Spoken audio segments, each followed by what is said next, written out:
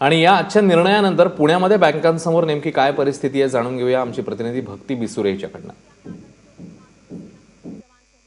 पुण्यातल्या डेक्कनवरच्या bank of महाराष्ट्राच्या ब्रांचमध्ये मी आता आली आहे आणि इथे आज सिनियर सिटीजन्ससाठी पैसे एक्सचेंज करण्यासाठी जी आहे ती प्रायोरिटी दिली जाते।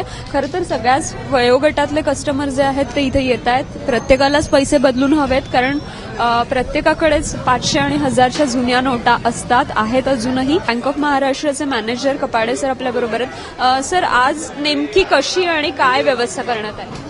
आज जी आम्ही व्यवस्था केलेली आहे त्या संदर्भात का सिनियर सिटीजनसाठी आम्ही स्पेशल विंडो ओपन केलेली आहे।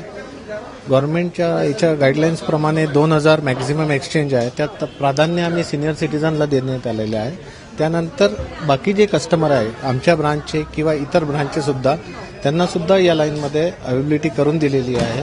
स्पेशली ड्राईव्ह एक घेतलेला आहे का सिनियर सिटीजनला इथे उभं न राहता त्यासाठी आम्ही त्यांची सिटिंग अरेंजमेंट सुद्धा केलेली आहे आणि तसेच आमचे दोन्ही एटीएम जे आहे आता ते फंक्शनिंग ठेवलेले आहे, ज्यात 2000 आणि 2500 मॅक्झिमम 2500 पर्यंत कॅश करन्सी काढू शकतात।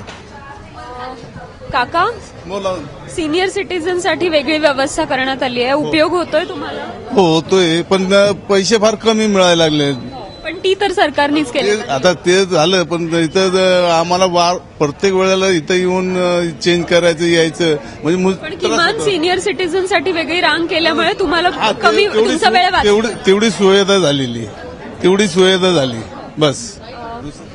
खरं तर सगळ्याच बँकांमध्ये आज ही व्यवस्था जी आहे ती करण्यात आली आणि त्याचा फायदा कुठेतरी सिनियर सिटीजन्सचा वेळही वाचेल आणि त्यांच्यावरती येणारा ताण, त्यांची होणारी दगदग जी आहे ती पण कमी होण्यासाठी होईल अशी माहिती जी आहे ती बँकेच्या अधिकाऱ्यांकडून दिली जाते। कॅमेरामन विजय राऊतसह भक्ती बिसुरे, एबीपी माझा, पुणे।